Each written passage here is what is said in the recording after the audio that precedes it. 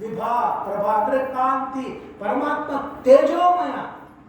ಬ್ರಹ್ಮದೇವರಿಗೆ ಪರಮಾತ್ಮ ತೇಜೋರೂಪನಾಗಿ ದರ್ಶನವನ್ನು ಕೊಟ್ಟ.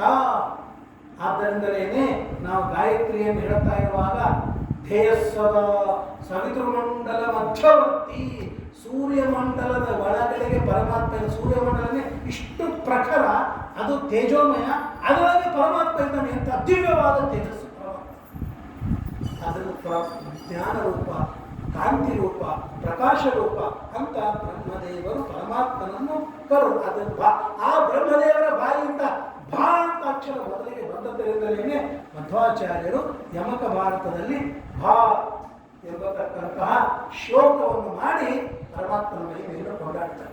ಬ್ರಹ್ಮದೇವರ ಬಾಯಿಂದ ಭಾ ಅಂತ ಪರಮಾತ್ಮನ ದರ್ಶನ ತಪಸ್ಸನ್ನು ಮಾಡುವಂಥ ಬ್ರಹ್ಮದೇವರಿಗೆ ಪರಮಾತ್ಮ ಆದೇಶವನ್ನು ಮಾಡಿದರು, ತಪಸ್ಸನ್ನು ಮಾಡಿದರು. ಆಗ ಸೃಷ್ಟಿಯನ್ನು ಮಾಡಬೇಕು ಅಂತ ಬ್ರಹ್ಮದೇವರಿಗೆ ಪರಮಾತ್ಮ ಆದೇಶವನ್ನು ಕೊಟ್ಟ. ಬ್ರಹ್ಮದೇವರೇ ಪರಮಾತ್ಮನಿಗೆ ಹುಟ್ಟಿದವರು. ಬ್ರಹ್ಮದೇವರಿಗೆ ಪರಮಾತ್ಮ ಆದೇಶವನ್ನು ಕೂಡ ಸೃಷ್ಟಿಯನ್ನು ಮಾಡುವಂತಂದಾಗ ಬ್ರಹ್ಮದೇವನ ಸೃಷ್ಟಿ ಮಾಡೋದಿಲ್ಲ ಅಂತ. ಯಾಕೆ? ನನ್ನ 4 ಮುಖಗಳಿಂದ ನಿರಂತರವಾಗಿ ಚತುರ್ವೇದಗಳನ್ನು ನಾನು ಪಠಣವನ್ನು ಮಾಡ್ತಾ ಇದ್ದೇನೆ. ಇಂಥ ನಿನ್ನ ಮಹಿಮೆಯನ್ನು ವರ್ಣನೆಯನ್ನು ಮಾಡೋಬಿಟ್ಟು ಸೃಷ್ಟಿ ಮಾಡಬೇಕು ಅಂತಂದ್ರೆ ಮತ್ತೆ ಆ ತತ್ವ ಈ ತತ್ವ ಎಲ್ಲ ತಂದು ಕೂಡಿಸಿ ಮಾಡೋದು ಯಾರು ಮಾಡ್ತಾರೆ? ಅದೆಲ್ಲ ಮಾಡುವಾಗ ಈಗ ಅಡುಗೆ ಮಾಡ್ರಿ ಅಂತಂದರೆ ಇಲ್ಲಪ್ಪ ಮತ್ತು ಒಲೆ ಹೊತ್ತಿಸ್ಬೇಕು, ಮಾಡಿ ತಂದಿಡಬೇಕು, ಕಟ್ಟಿಗೆ ನೀರು ಹಸಿ ಇರ್ತಾವ, ನೀರೆಲ್ಲೂ ತರಬೇಕು, ಕಾಯಬೇಕು, ಹೊಗೆ ಬರ್ತದೆ. ಯಾರು ಮಾಡ್ತಾರೆ? ಏನು ಮಾಡಿ ಊಟ ಮಾಡ್ತಾರೆ. ನೀವು ಅಡುಗೆ ಮಾಡಿ ಯಾರೋ ಒಬ್ರು ಹೇಳೋದು ನೋಡ್ರಿ ಅಡುಗೆ ಮಾಡಿ ಇಷ್ಟು ಮಂದಿಗೆ ಅಡುಗೆ ಮಾಡಲಿಕ್ಕಾಗಲ್ಲ, ನೈವೇದ್ಯ 1000 ಮಂದಿ ನಾವು ಒಬ್ಬರೇ ನೈವೇದ್ಯ ಮಾಡ್ತೀವಿ. ನೈವೇದ್ಯ ನೀರು ಹಾಕೋದಕ್ಕೆ ಅಡುಗೆ ಮಾಡೋದ್ರೆ ಹೈರಾಣ. 1000 ಮಂದಿಗೆ ಅಡುಗೆ ಮಾಡಬೇಕಂದ್ರೆ ಶ್ರಮ. 1,00,000 ಜನ ಬರಲಿ, ನಾವು ಒಬ್ಬರೇ ನೈವೇದ್ಯ ಮಾಡ್ತಿದ್ವಿ. ಸಾಕು, ನೀರು ಹಾಕ್ಬೋದು ಗೊಜ್ಜೋದು, ಹಿಂಗೆ ಕೈ ಮಾಡೋದು, ಹಿಂಗೆ ಹೊಚ್ಕೊಳ್ಳೋದಕ್ಕೆ ಮಾಡಿ ಏನು ಮಾಡ್ತಾರೋ ಗೊತ್ತಿಲ್ಲ. ಸ್ವಾಮಿಗಳು ಮಾಡ್ತಾರೆ, ನಾವು ಹಿಂಗೆ ಮಾಡಿಬಿಡೋದು. ಎಲ್ಲರಿಗೂ ಹೇಳೋದು ಭಾರಿ ಆಚೆ ನೈವೇದ್ಯ ಹಿಂಗೆ ಹೊಚ್ಕೊಂಡು ಮಾಡಿಬಿಟ್ರೆ ದೇವ್ರು ಊಟ ಮಾಡ್ತಾರೆ. ನಮಗೂ ಬರ್ತದೆ ನಾಟಕ ಪಾಠಕ್ಕೆ ಹೋಗಲ್ಲ ಅಲ್ಲ, ದೇವರು ಊಟ ಮಾಡ್ತಾರೆ. ನಾವು ನೋಡಬಾರ್ದು.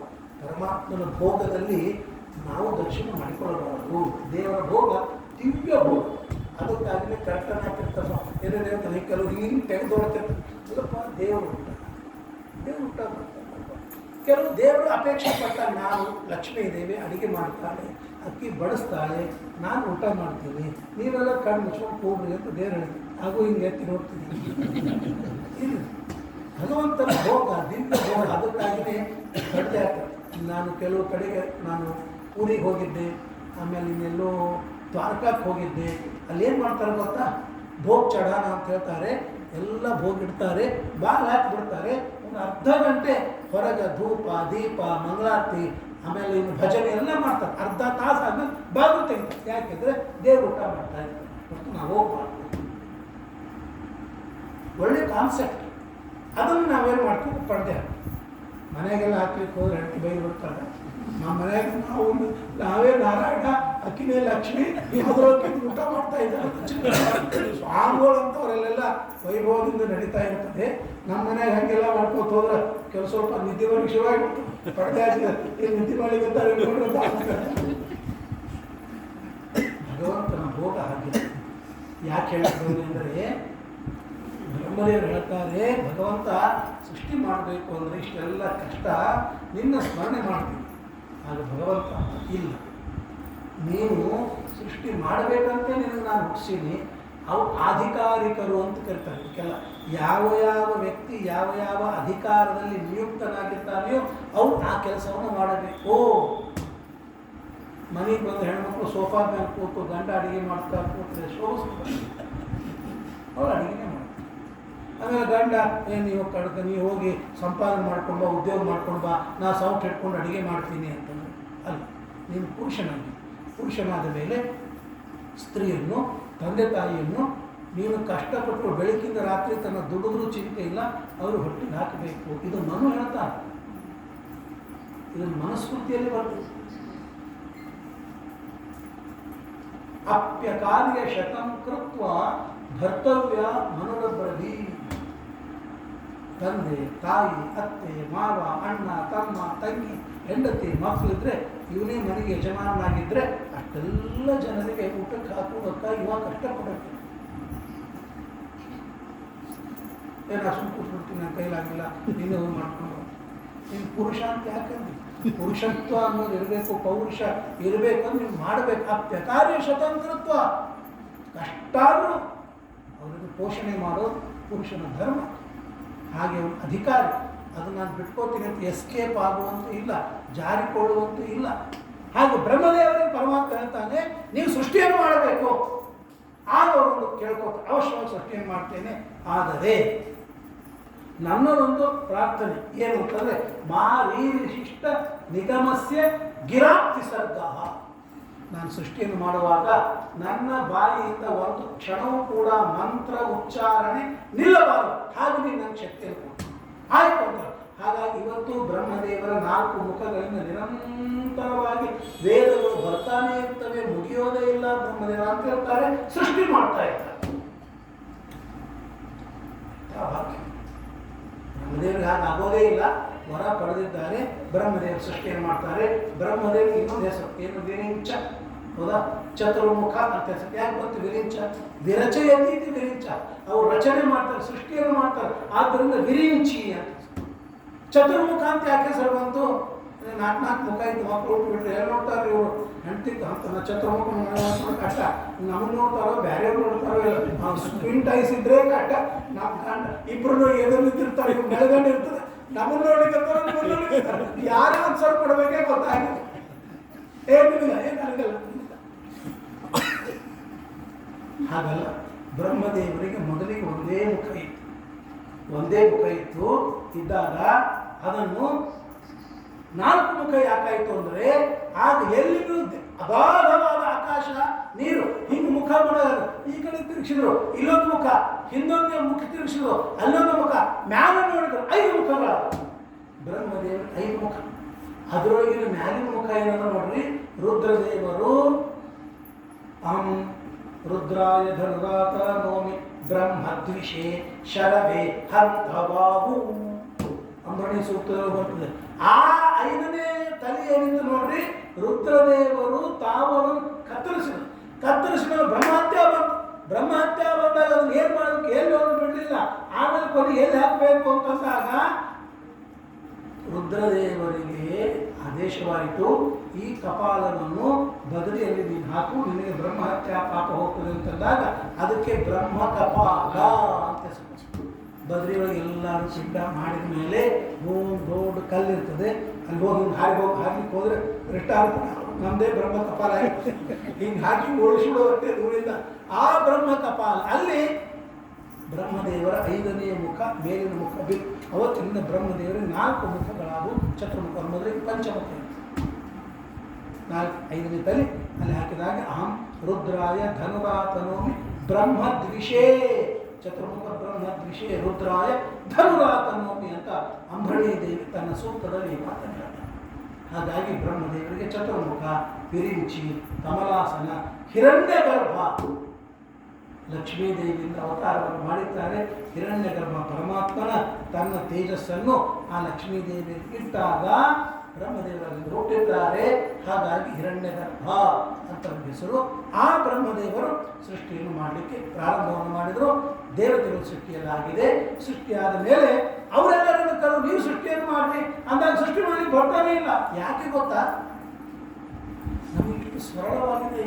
ಹಿಟ್ಟು ತೆಗೆದುಕೊಳ್ತೀವಿ, ಗೋಧಿ ಹಿಟ್ಟು, ಒಂದಿಷ್ಟು ನೀರು ಹಾಕ್ತೀವಿ, ಎಲ್ಲ ಹಾಕಿ ಮುದ್ದೆ ಮಾಡ್ತೀವಿ, ಸ್ವಲ್ಪ ತುಪ್ಪ ಅಂದರೆ ಎಣ್ಣೆ ಹಾಕಿದ್ರೆ ಉಂಡೆ ಹಾಕಿದ್ರೆ ಚಪಾತಿ ಮಾಡ್ತೀವಿ. ಇಷ್ಟು ಸಹಜವಾಗಿ ಮಿಕ್ಸ್ ಆಗ್ತಾ ಇದೆ. ಆದರೆ ಪೃಥ್ವಿ, ಜಲ, ತೇಜಸ್ಸು, ವಾಯು, ಆಕಾಶ ಇವೆಲ್ಲವನ್ನು ಮೇಲನವನ್ನು ಮಾಡಿ ಮಿಶ್ರಣವನ್ನು ಮಾಡಿ ಪಂಚೀಕರಣ, ತ್ರಿವೃತ್ಕರಣ ಅಂತಾರೆ. ಇದೆಲ್ಲ ಆಗಿದೆ. ಇವತ್ತು ಇದರೊಳಗೆ ನಾವು ಬರೀ ಮೆಟಲ್ ನೋಡ್ತಾ ಮೆಟಲ್ ಅಲ್ಲ, ಇದರೊಳಗೆ ಪೃಥ್ವಿ ಇದೆ, ಜಲ ಇದೆ, ಮೆತ್ತಗೆ ಕಾಸಿದಾಗ ಜಲ ಇದೆ, ತೇಜಸ್ಸು ಹೊಳಿತಾ ಇದೆ, ತೇಜಸ್ಸು ಇದೆ, ಆಮೇಲೆ ಒಂದಕ್ಕೊಂದು ಅಂಟಿಕೊಳ್ತಾ ಇದೆ, ಅಷ್ಟು ಸ್ಪೇಸ್ ಇದೆ, ಆಕಾಶ, ವಾಯು, ಇದರೊಳಗೆ 5 ತತ್ವಗಳು ಇದೆ. ಇದರೊಳಗೆ 5 ತತ್ವಗಳು ಇದೆ. ನಮ್ಮ ದೇಹದೊಳಗೆ 5 ತತ್ವಗಳು. ಹಾಗಾಗಿ ತ್ರಿವೃತ್ಕರಣ, ಪಂಚೀಕರಣ ಅಂತ ಕರೆದಿದ್ದಾರೆ. ಅವು ಒಂದಕ್ಕೊಂದು ಮಿಶ್ರಣವೇ ಆಗ್ತಾ ಇಲ್ಲ. ಮಿಕ್ಸೇ ಆಗ್ತಾ ಇಲ್ಲ. ಆಗ ದೇವತೆಗಳೆಲ್ಲ ಹೋಗಿ ಮತ್ತೆ ಪರಮಾತ್ಮನ ಹತ್ರ ಪ್ರಾರ್ಥನೆ ಮಾಡ್ತಾರೆ, ಏನಪ್ಪ ಒಂದಕ್ಕೊಂದು ಮೇಲನ್ನೇ ಆಗ್ತದೆ ಅಂದಾಗ ಭಗವಂತ ಮತ್ತೆ ಆ ದೇವತೆಗಳಲ್ಲಿ ಪ್ರವೇಶ ಮಾಡಿದ, ತತ್ವಗಳಲ್ಲಿ ಪ್ರವೇಶವನ್ನು ಮಾಡಿದ. ಅವುಗಳಲ್ಲಿ ನೀರು ಮತ್ತು ಮಣ್ಣು ಎರಡು ಸೇರಿದಾಗ ಅವುಗಳಲ್ಲಿ ಒಂದು ಸ್ನಿಗ್ಧತೆ, ಅಂಟಿಕೊಳ್ತಕ್ಕಂಥ ಒಂದೇನು ಸ್ನಿಗ್ಧತೆ, ಸ್ನೇಹ ಅಂತ ಬರಬೇಕಲ್ಲ, ಅದು ಪರಮಾತ್ಮರಿಂದ ಬಂತು. ಹಾಗೆ ಒಂದಕ್ಕೊಂದು ಮಿಶ್ರಣವಾಗಿ ಗಟ್ಟೆ. ಇಲ್ಲ ಅಂದರೆ ಹಿಟ್ಟು ನೀರು ಕಲಿಸಿದಾಗ ಕಲ್ಲು ನೀರು ಕಲಿಸಿದ್ರೆ ಕಲ್ಲು ಬೇರೆ ಇರ್ತದೆ, ನೀರು ಬೇರೆ. ಹಿಟ್ಟಿನ ನೀರು ಹಾಕಿ ಕಲ್ತ್ಬೇಕು. ಇದು ಕಲಿಯೋದು ಎಲ್ಲಿ ಬಂತು? ಆ ಸ್ವಭಾವ ಎಲ್ಲಿಂದ ಬಂತು? ದೇವರಿಂದ. ಇದನ್ನೇ ಹೇಳಿದ್ರು, ದ್ರವ್ಯ ಕರ್ಮಚ ಕಾಲಶ್ಚ ಸ್ವಭಾವ. ಅದು ಹೀಗಾಗಬೇಕು ಅಂತ ಅನ್ನೋದು ಸ್ವಭಾವ. ಇದು ದೇವರಿಟ್ಟಿದ್ದಾನೆ. ನೀರೊಳಗ ನೀವು ಕಲ್ಲು ಹಾಕ್ರಿ, 2 ತಾಸು ಬೇಯಿಸಿದ್ರೂ ಕೂಡ ಕಲ್ಲು ಮೆತ್ತಗಾಗಂಗಿಲ್ಲ, ಅಕ್ಕಿ ಮೆತ್ತಗಾಗ್ತದೆ. ಇದು ಯಾಕೆ? ಅದು ಅಕ್ಕಿ ದಾಸ. ಇದೆಲ್ಲ ಭಗವಂತನ ಚಿಂತನವನ್ನು ಮಾಡಬೇಕು ಅಂದ್ರೇನೆ ದೇವರ ಮಹಿಮೆ. ಇದು ಹೀಗೆ ಯಾಕಾಯ್ತು, ಅದು ಯಾಕೆ ಹಾಕಾಯ್ತು? ಅದು ದೇವರ ಸ್ವಭಾವ. ದೇವರ ವಸ್ತುಗಳು ಆ ಸ್ವಭಾವ ಇಟ್ಟಿದ್ದಾರೆ. ಒಂದೇ ನೀರು ತೆಂಗಿನ ಗಿಡಕ್ಕೂ ಹಾಕು, ಮಾವಿನ ಗಿಡಕ್ಕೂ ಹಾಕು, ಬೇವಿನ ಗಿಡಕ್ಕೂ ಹಾಕು, ಗುಲಾಬಿ ಗಿಡಕ್ಕೂ ಹಾಕು, ಹಲಸಿನ ಹಣ್ಣಿನ ಗಿಡಕ್ಕೂ ಹಾಕು. ಅದೇ ನೀರು ಅದೇ ಮಣ್ಣಿದ್ರೂ ಕೂಡ ಇಲ್ಲಿ ಮಾವಿನ ಹಣ್ಣು ಬಂತು, ಇಲ್ಲಿ ಬೇವಿನ ಹಣ್ಣು ಬಂತು, ಇಲ್ಲಿ ಹುಳಿ ಇತ್ತು, ಇಲ್ಲಿ ಕಹಿ ಯಾಕಪ್ಪ? ಇಲ್ಲಿ ಕಹಿ ನೀರು ಹಾಕಿವೆ, ಇಲ್ಲಿ ಸಿಹಿ ನೀರು ಹಾಕಿವೆ. ಇಲ್ಲ ಅದೇನೆ ದ್ರವ್ಯ ಕರ್ಮಚ ಕಾಲಶ್ಚ ಸ್ವಭಾವ. ಅದು ಆ ಸ್ವಭಾವವನ್ನು ಪರಮಾತ್ಮ ಅದರಲ್ಲಿ ಇಟ್ಟಿದ್ದಾನೆ. ಭಾಳ ಮಹತ್ವದ್ದು. ನಾವು ಬಾಯಾರಿಕೆ ಆಯಿತು, ಥಮ್ಸಪ್ ಕೊಡೋದು ಬಾಯಾರಿಕೆ ಹೋಗೋದು, ನೀರೇ ಕುಡಿತು. ಕೆಲವು ನೀರು ಕುಡಿತಾ ಇರ್ತಾರೆ, ನೀರಿನಿಂದಲೇ ದಾಹ ತೀರ್ತದೆ ಹೊರತು ಥಮ್ಸಪ್ ಕೊಡೋದ್ರಿಂದ ದಾತಿರಂಗೆ ಇನ್ನೊಂದಿಷ್ಟು ಕಳೆದು ಉರಿತಾವೆ. ಯಾಕಂದರೆ ಭಾಳ ಹೊತ್ತಾದರೆ ಆ್ಯಸಿಡ್ ಇರ್ತದೆ, ಬಾಟ್ಲು ಹೊಡೆದೋಗಿರ್ತಾವೆ, ಏನೇನೋ ಇರ್ತಾವೆ. ನಾನು ಹೇಳಬೇಕಾಗಿಲ್ಲ ನಿಮಗೆಲ್ಲ. ದ್ರವ್ಯಂ ಕರ್ಮಚ ಕಾಲಶ್ಚ ಸ್ವಭಾವೋ ಜೀವೋ ಏವ ಚ ಯದನುಗ್ರಹದ ಸಂತಿ ನ ಸಂತಿ ಯದಪೇಕ್ಷ. ಇಂಥ ದಿವ್ಯವಾದ ಸೃಷ್ಟಿಯನ್ನು ಪರಮಾತ್ಮ ಒಳಗಡೆಗೆ ಪ್ರವೇಶವನ್ನು ಮಾಡಿ ಸೃಷ್ಟಿಯನ್ನು ಮಾಡಿದ್ದಾನೆ. ಆಗ ಸೃಷ್ಟಿಯನ್ನು ಮಾಡ್ತಾ ಇರುವಾಗ ಮಹತ್ತತ್ವ, ಅಹಂಕಾರ ತತ್ವ, ಅಹಂಕಾರದಲ್ಲಿ ವೈಕಾರಿಕ ತೈಜ, ನಾನು ಮುಗಿಸ್ತೀನಿ 8ಕ್ಕೆ. ವೈಕಾರಿಕ ತೈಜಸ ತಾಮಸ ಎಂಬುದಾಗಿ ವೈಕಾರಿಕ ಅಹಂಕಾರ ತತ್ವದಿಂದ ದೇವತೆಗಳ ದೇಹಗಳನ್ನು ಸೃಷ್ಟಿ ಮಾಡಿದ್ದಾನೆ. ತೈಜಸ ಅಹಂಕಾರ ತತ್ವದಿಂದ ಪಂಚ ಜ್ಞಾನೇಂದ್ರಿಯ ಪಂಚ ಕರ್ಮೇಂದ್ರಿಯನ್ನು ಸೃಷ್ಟಿ ಮಾಡಿದ್ದಾನೆ. ತಾಮಸ ಅಹಂಕಾರ ತತ್ವದಿಂದ ಪಂಚ ಮಹಾಭೂತ ಪೃಥ್ವಿ ಅಪ ತೇಜ ವಾಯು ಆಕಾಶ ಪಂಚ ತನ್ಮಾತ್ರ ಶಬ್ದ ಸ್ಪರ್ಶ ರೂಪ ರಸ ಗಂಧ. ಎಷ್ಟಾಯ್ತು? 24 ಹೇಳ್ಬಿಡ್ತೀವಿ. ಪಂಚ ಮಹಾಭೂತಗಳು ಪೃಥ್ವಿ ಅಪ ತೇಜ ವಾಯು ಆಕಾಶ, ಪಂಚ ತನ್ಮಾತ್ರ ಶಬ್ದ ಸ್ಪರ್ಶ ರೂಪ ರಸ ಗಂಧ 10 ಆಯಿತು. ಪಂಚ ಜ್ಞಾನೇಂದ್ರಿಯ ಯಾವುದು? ವಾಗಿ ಶ್ರೋತ್ರೇಂದ್ರಿಯ, ಘ್ರಾಣೇಂದ್ರಿಯ, ರಸನೇಂದ್ರಿಯ, ತ್ವಗೇಂದ್ರಿಯ, ಚಕ್ಷುರೇಂದ್ರಿಯ. ಪಂಚ ಕರ್ಮೇಂದ್ರಿಯ ವಾಕ್ ಪಾಣಿ ಪಾದ ಪಾಯು ಉಪಸ್ಥ. ಇವು 10 ಜ್ಞಾನೇಂದ್ರಿಯ, 10 ಕರ್ಮೇಂದ್ರಿಯ, 10 5 ಪಂಚಮಹಾಭೂತ ಪಂಚತನ್ಮಾತ್ರ 20, ಮನಸ್ಸು ಇಂದ್ರಿಯ ಅಂತಃಕರಣ 21, ಬುದ್ಧಿ ಅನ್ನೋದು 22, ಅಹಂಕಾರ 23, ಆಮೇಲೆ ಅವ್ಯಕ್ತ ತತ್ವ 24 ತತ್ವಗಳು ಸೃಷ್ಟಿಯನ್ನು ಬ್ರಹ್ಮದೇವರು ಮಾಡಿದ್ದಾರೆ. ಆಮೇಲೆ ಅದರ ಒಳಗಡೆಗೆ, ಬ್ರಹ್ಮಾಂಡದ ಒಳಗಡೆಗೆ ಇವೆಲ್ಲ ಜೀವರಾಶಿಗಳು. ನಾವೆಲ್ಲ ಮನುಷ್ಯ, ಪಶು, ಪಕ್ಷಿ, ಕ್ರಿಮಿ, ಕೀಟ. ಇವತ್ತು 84 ಲಕ್ಷ ಯೋನಿಗಳಿವೆ. ಅದನ್ನು 9 ವರ್ಗದೊಳಗೆ ಕ್ಲಾಸಿಫಿಕೇಶನ್ ಮಾಡಿ ಶ್ರೀಮದ್ ಭಾಗವತ ಕೊಡ್ತದೆ. 9 ವರ್ಗದೊಳಗೆ ಅದನ್ನು ನವವಿಧವಾದ ವಿಸರ್ಗ ಅಂತ ಕರೆದಿದ್ದಾರೆ. 28 ಅವಾಂತರ ಪ್ರಭೇದಗಳನ್ನು ಕೊಟ್ಟಿದ್ದಾರೆ. ಈ ತರಹದ ಅನೇಕ ಸೃಷ್ಟಿಗಳನ್ನೆಲ್ಲ ಹೇಳಿಕೊಟ್ಟು ಕಾಲ, ಸಂವತ್ಸರ, ಪರಿವತ್ಸರ, ಇಡಾವತ್ಸರ, ಅನುವತ್ಸರ, ವತ್ಸರ ಅಂತೇಳಿ ವರ್ಷದೊಳಗೆ ಅದರ ವಿಭಾಗವನ್ನು ಮಾಡ್ತಾರೆ. ಆಮೇಲೆ ಬ್ರಹ್ಮದೇವರು ಹೀಗೆ ಕುಳಿತಾಗ ಅವಿದ್ಯ, ಮೋಹ, ಮಹಾಮೋಹ, ತಾಮೇಶ್ವರ, ಅಮೃತಾಮೇಶ್ವರ, ಅವಿದ್ಯಾಂ ಪಂಚಪರ್ವಣಿ ಅವುಗಳ ಸೃಷ್ಟಿಯನ್ನು ಮಾಡಿದ್ದಾರೆ. ಅವೆಲ್ಲ ನೋಡಿದ್ರೆ ಇವೆಲ್ಲ ಬೇಡ ಅಂತ ದೂರ ಕಳಿಸ್ಬಿಟ್ರು.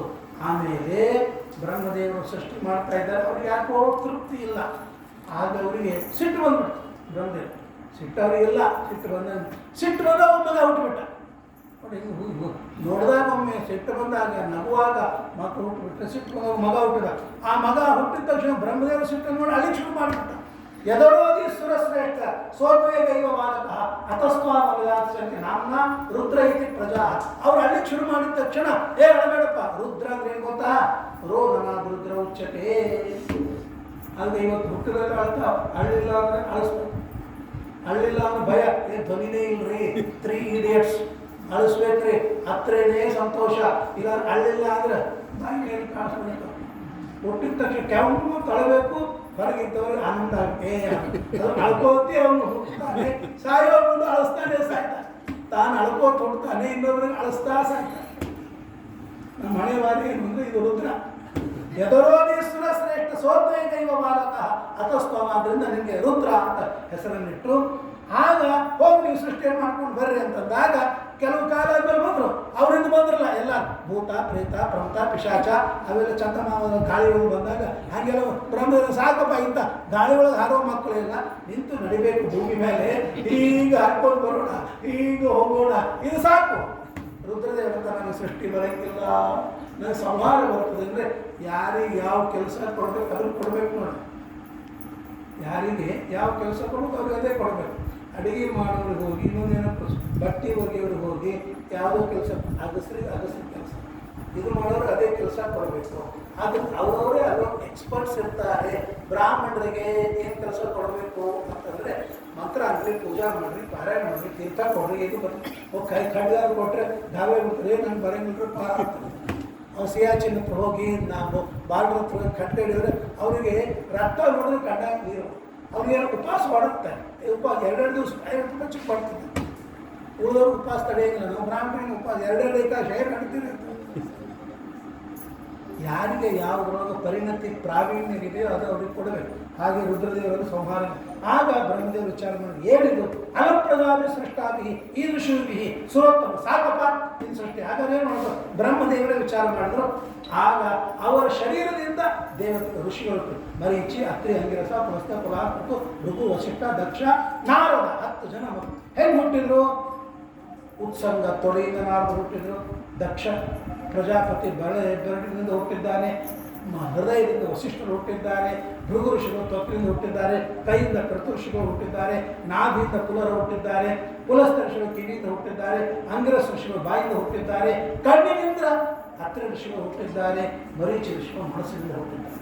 ಆ ಮರೀಚಿಯಿಂದಲೇ ಕಶ್ಯಪರಿಂದಲೇ ಅದಿತಿ ಮತ್ತು ದಿತಿ ಇವರಲ್ಲಿ ಹಿರಣ್ಯಾಕ್ಷ, ಹಿರಣ್ಯಕಶಿಪು, ದೇವತೆಗಳು ಇತ್ಯಾದಿಯಾಗಿರುವ ವಿಸ್ತಾರವಾಗಿರ್ತಕ್ಕಂತಹ ಒಂದು ಸೃಷ್ಟಿಯನ್ನು ಹೇಳಿಕೊಡ್ತಾರೆ. ಆಮೇಲೆ ಅವರಿಗೆ ಹೇಳಿದ್ರು ಸೃಷ್ಟಿಯನ್ನು ಮಾಡಿದ್ರು. ಅವರು ಮಾಡಲಿಕ್ಕೆ ಪ್ರಯತ್ನ ಪಟ್ಟು ಬ್ರಹ್ಮದೇವಿ ಯಾಕೋ ಇನ್ನೂ ತೃಪ್ತಿ ಇಲ್ಲ.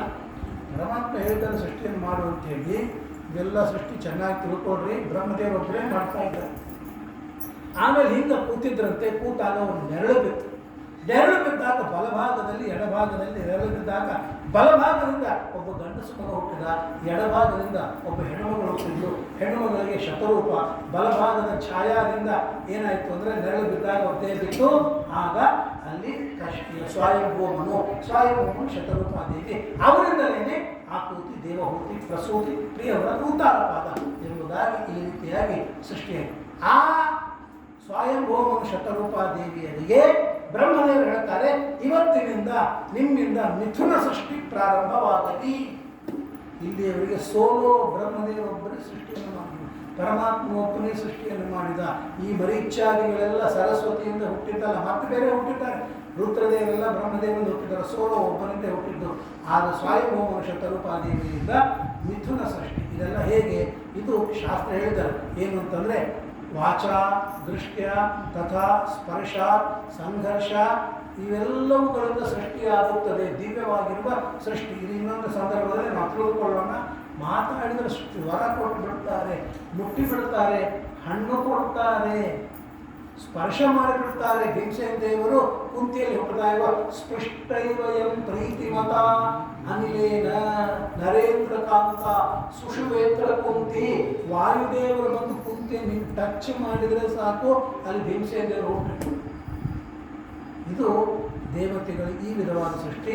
ಮನುಷ್ಯರಿಗೆ ಸಂಘರ್ಷ ಅಂದರೆ ಮಿಥುನ ಸೃಷ್ಟಿ ಅನ್ನೋದು ಸ್ವಯಂಭೂಮ ಶತರೂಪಾದೇವಿಯರಿಂದ ಪ್ರಾರಂಭವಾಯಿತು. ಆ ವಿಸ್ತಾರವಾದ ಸೃಷ್ಟಿ ಮತ್ತು ದೇವಹೂತಿ, ಕರ್ದಮ ಅವರ ಚರಿತ್ರೆ, ಕಪಿಲರಾಮ ಪರಮಾತ್ಮನ ಅವತಾರ ಇತ್ಯಾದಿ ಕಥಾಭಾಗವನ್ನು ನಾಳೆ ತಿಳಿಯೋಣ ಅಂತ ಹೇಳ್ತಾ, ಹರೇ ನಮಃ. ಮಧ್ವೇಶಾಸ್ತ್ರವಸ್ತು ಶ್ರೀಕೃಷ್ಣ.